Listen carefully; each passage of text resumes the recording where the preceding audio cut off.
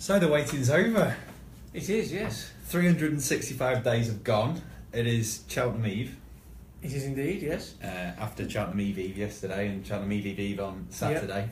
Yep. The waiting is over, and of course Champion Tuesday starts it all off. We've got Phil Turner alongside me to talk us through the card. And Phil, is this your favourite day or...?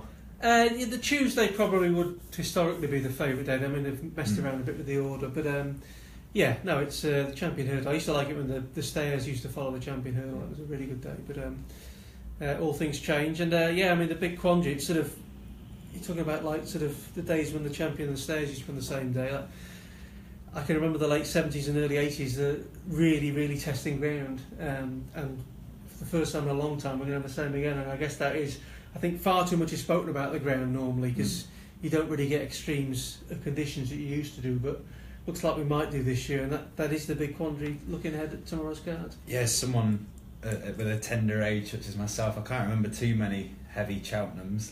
Perhaps Bobsworth's Gold Cup is about as testing as I remember it, really. Master Oaks was probably would have been, and the Bobsworth was. There's been a few festivals where there's been late rain, and rain on water ground can sometimes make it testing. But no, I mean, you hear people trot out the cliche that Cheltenham drains well. There's a reason for that, because they did a lot of work in the 80s to try and prevent this happening. Certainly the late 70s, early 80s, there was a space of really, really, and it wasn't always a great spectacle as a result, and we want to see really good racing. So it'll be different, but I guess we'll just have to wait and see how it sort of pans out. I mean, if you think back to the November meeting early this season, by the second and third day, certainly particularly on the hurdles course, which is the course they'll be using Tuesday and Wednesday, they were having to go really, really wide, almost like right up against the outside in search of better ground, and anything which wasn't running on that strip, basically you could put a line through their chance, and it's very hard to do when you see some of the size of fields we're going to have them in the Coral Cup. They can't all be crammed against the outside, can they? So it'll be interesting to see how it pans out. It could, obviously it's a watching brief and see how it develops over the 2 days, but it's certainly something to think about when you're placing bets. Definitely, and we kick off the festival with one of the most popular races, the Supreme Novices, and it all centres around one horse. I mean, I haven't actually circled it, I was meaning to. There's a Mullins and Walsh runner in here, Get a Bird. What's the Timeform view here? Well, he's got the best form, as we think, and he deserves to be favourite. Look, everyone will be saying it's plenty short enough. It's the Mullins and Walsh first string. You can't really blame punters and bookies for sort of latching onto it. Either you don't look at the form, if you just go with their first string, you're going to be there or thereabouts. They've both won the race 5 times, and if you've got the last 5 renewals, their first string has won 3 times or been second twice. So they're going to be there or thereabouts. They seem to know their pecking order from a very early stage in the season. They've clearly earmarked this horse for it, and he was very impressive last time. He's unbeaten under rules. In fact, he'd be unbeaten but for running out in a point, wouldn't he? And look, he ticks a lot of boxes. He possibly is a bit on the short side, and the fears we've just been discussing about the ground. I mean, if it is really, really extreme ground, I guess we could get some surprise results. But I would say tomorrow that the 4 short price favourites, I mean, they've got plenty of form in the mud. I'd be a little bit surprised if they were the ones that would be beaten on and use that as an excuse. So, look, he should be favourite. The form last time looks really strong. Just looking, I personally think that the Irish might have the sort of strength in some of these novice events over both hurdles and fences.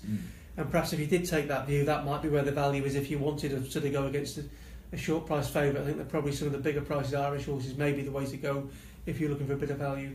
Yeah, perhaps even Sharjah, the second string. I know he's run quite well. Yeah, he has. I personally would possibly go elsewhere. Funnily enough, the horse who finished second to him last time, Mingley Khan, to be honest, I'm kind of thinking he might close the gap a bit. I mean, he was conceding weight to Get a Bird last time.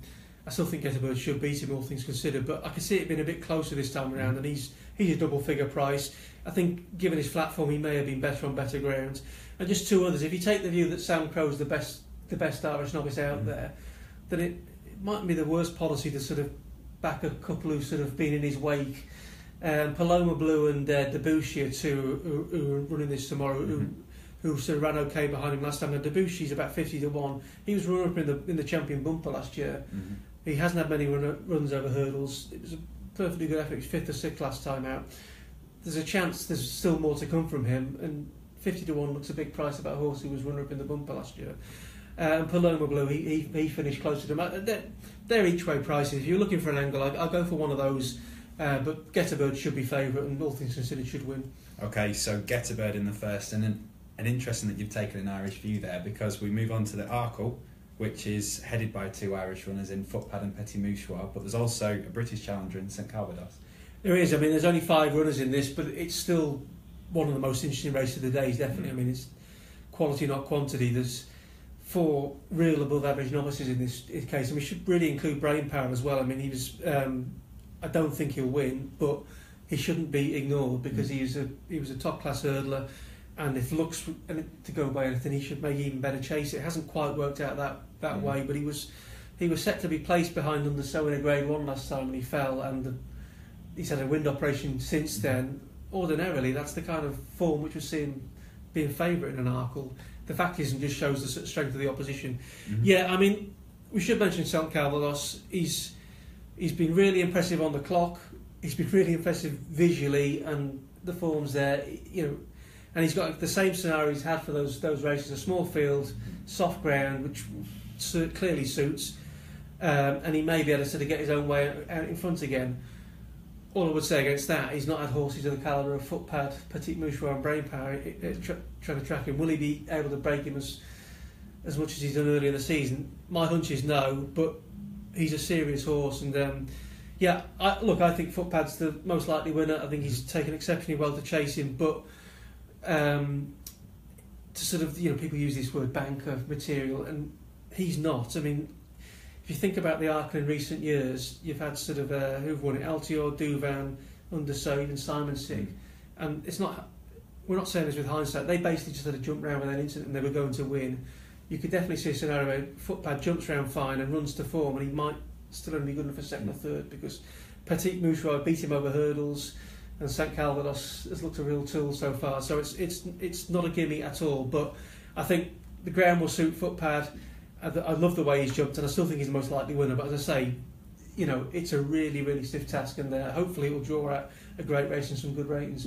Should be a corker, and we move from a 5-runner race to one of the most open ones of the festival in the Ultima. And you've done 3 tips for the microsite here, and a nap, an next best, and a long shot. And your long shot comes in this race. Yeah, well, I thought this might be one of the races where the ground could be a factor if it is going to play up. So actually, the top rater I should mention is Gold Presence, and he's unproven on this kind of ground. And if it wasn't the chance it could be extreme, I'd actually be very keen on him, because I think he's. I like the way he's going, and his profile is really good, and I think he should be top on form. But as I say, Peter Bowen's yards really looks like it's been hitting form in recent weeks. He's got Manila Daddy in this, who I think he had him earmarked as his Grand National horse. He loves to run the big races at Aintree, and unfortunately, because he'd sort of kept his powder dry all winter, he's dropped to a mark too low to sort of get in the race, so they're making up for lost time now. He ran really well behind Regal Encore at Ascot last time, and I just think he'll be able to outperform his odds. I think he's around about 20 to 1. He's normally ridden quite prominently. That can be an asset in these big field races, certainly over the old course. And I think he'll run better than a 20 to 1 shot. And I could shop around. I think you can get sort of extended place markets, can't you, with some of these? And I think he'll be thereabouts for a long way, and hopefully even better than that. Okay, 20 to 1 then, Manila Daddy, and we move on to the feature of tomorrow, the Champion Hurdle. Probably not as competitive as the previous race, with Buvardere aiming to make it back-to-back wins. Yeah, it doesn't look a strong champion at first glance. Having said that, I guess you have to acknowledge you've got, I think Mullins saddles 4 here, doesn't he? And like Faheen and his Pomp would be the best horse in the field. You've got the conundrum of York Hill, who they've always rated as one of the best. I personally couldn't back him given what he's shown this winter, but look, if were he to win, we'd all know where it would come from. So those are sort of slight nagging doubts in the back of the mind if you wanted to weigh in at the odds on Buvardere. Look, if you're that type of punter, he deserves to be favourite. You take your pick really, but I personally would look for a bit of value, perhaps instead of without the favourite markets, and my hunch would be to go for Mick Jazz of Gordon Elliott's. It'll probably be ridden with the purpose of just trying to pick up the pieces and trying to get as much prize money as they can. and that often works. You know, you can sort of overtake horses who've tried to make a race of it with Fahine or Bouvedere. So I could see him sneaking into sort of third or fourth, and that'd be enough to pick up some. I think you get around 20 to 1 without the favourites, and that strikes me as a decent bet. Yeah, plenty of value, I think, without the favourite in that one. And quite luckily for you, because you have to pick a nap for the day. I believe this next runner isn't just your nap of the day; it's your nap of the festival. Well, I think so. I mean, look, it's odds on Apples Jade. If she'd been running, certainly the way the ground's gone, if she'd been running in the Champion Hurdle, the Stayers, she'd be my fancy in both of those races. So if you fancy her for the Champion or the Stayers, then you should fancy her for the by far weaker option. I mean, there are some nice mares up against her, but she tends to absolutely flower at this stage of the season. Normally, she handles the mud. She should win. It's as simple as that. And she's a really top filly, top man. I'd like to see her win from a personal viewpoint. If you're looking for a bit of value, Alan King's got a horse called Midnight Tour, who ran okay in this race last year without the favourite. There might be an each way angle there. She didn't get the best of rides last time out at Warwick. She's won round Cheltenham. I could see her again outperforming her odds, but whether that's enough to sort of get a draw in it, I don't know. Okay, 2 to go. The National Challenge Cup up next, and there's a bonus long shot fancy for you in here, I believe. Well, yeah, no, I was asked last week to flag up a long shot, and I flagged up Jewel at Dawn. He was entered in 2 races at that stage. He was 33s for this race then. I just think he's not got the best chance on form, but he's not out of it on the ratings. If it becomes a war of attrition, he should stay all day. Touch wood, I think that's wood, is it? Yeah, we'll go with that. He's basically been a very assured jumper so far, and again, similar comments sort of saying about Manila Daddy. He's normally ridden sort of up with the pace, and that could be an asset. I just think he'll run well. You should get a good run for your money with him, and he's a very honest horse, very likeable horse. I think he'll go well. I mean, the top rated is Jury Duty, and he's got Jamie Codd on, who's obviously a master in these races normally. I still fancy him quite strong. I guess again, without boring you, the ground we'll know by that stage how much of an issue it is. But he'll travel better than most in this race, and if you can switch him off, even in these conditions, I think for sort of 3/4 of the race, he'll feel like he's doing nothing, and then you take your look thereafter. But I think he's definitely the one to beat. But as I say, if you wanted something at a bigger price, then Jewel at Dawn should give you a run for your money. Okay, time for Lucky Last, the Novices handicap, and it's interesting, I think, that Testify goes here. He's carrying top weight, but he's looked classy at times this season. Yeah, and he shouldn't have any issue at all with the ground.